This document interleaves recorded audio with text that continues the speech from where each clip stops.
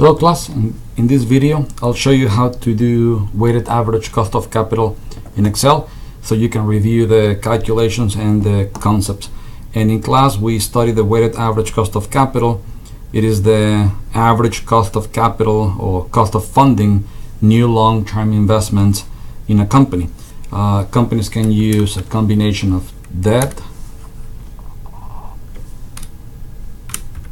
common equity, and preferred equity to finance new long-term investments.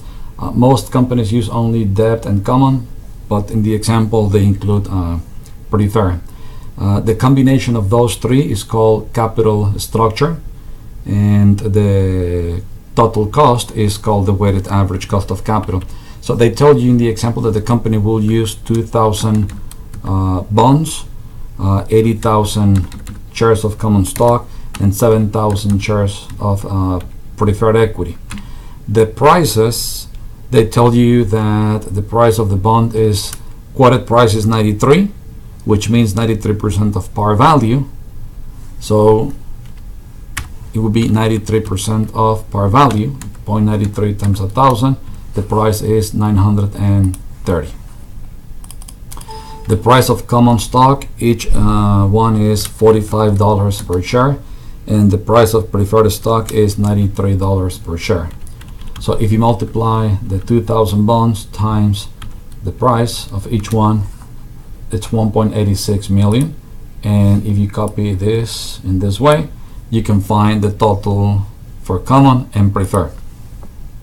If you add the three, the company will raise 6.11 million, of which 1.86 is debt, 3.6 is common, and 651,000 is preferred. So to find the weights, we divide that number, 1.86, by the total. So the company, we can click here, percent. You can add a couple of decimals. So it's 30.44% debt. And then same thing here. And the same thing for preferred.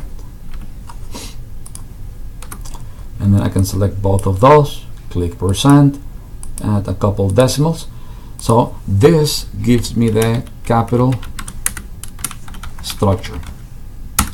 To be able to comprehend this well, you have to read the book, the PowerPoint, study.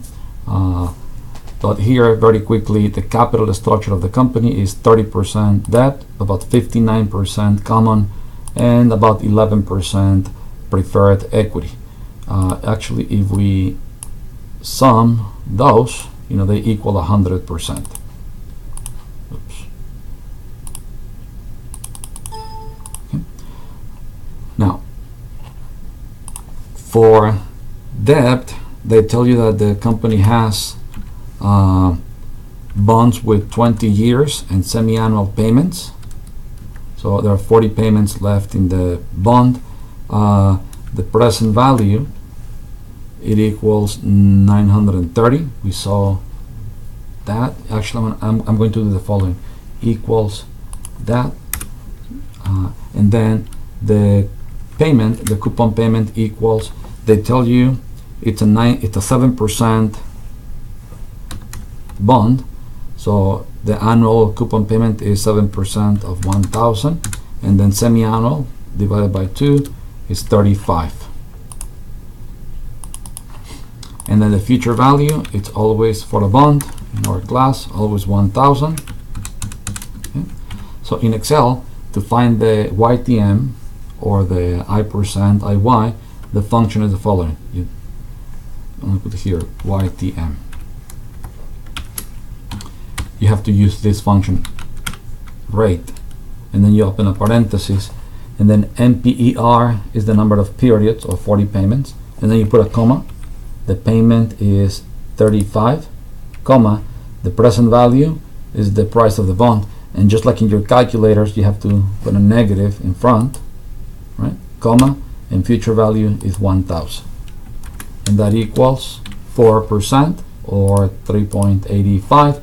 That's a semi-annual YTM, so I'm going to multiply that by 2 So it's 7.69% as we discussed in class.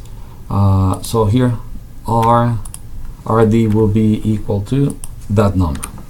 And then for cost of equity, they tell you that the company, the price today, PO equals 45. Then the beta equals 1.2.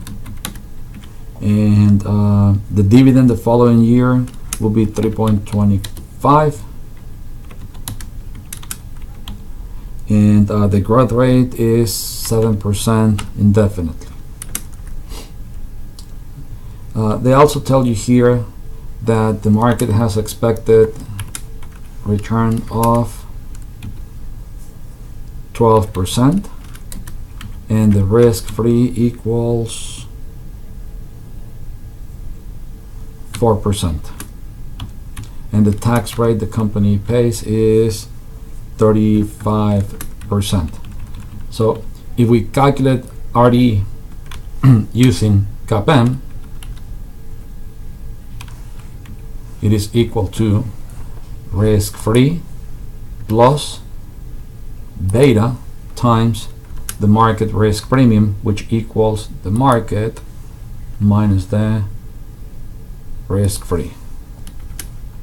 So it is 13.6%. And if we calculate RD using the dividend growth model, it is equal to the dividend over the stock price plus the growth rate.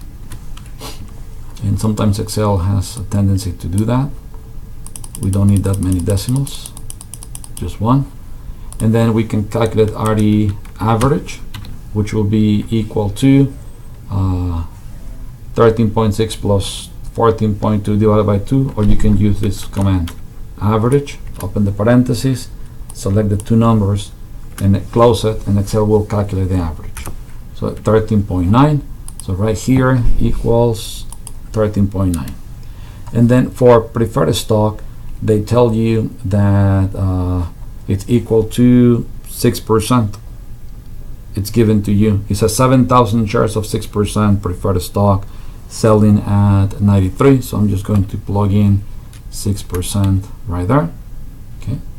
And then we can calculate WACC as it equals weight of debt times cost of debt times 1 minus the tax rate plus weight of common stock times cost of common stock plus weight of preferred stock times cost of preferred stock. So it is 10.36%. So that would be the WACC for this company.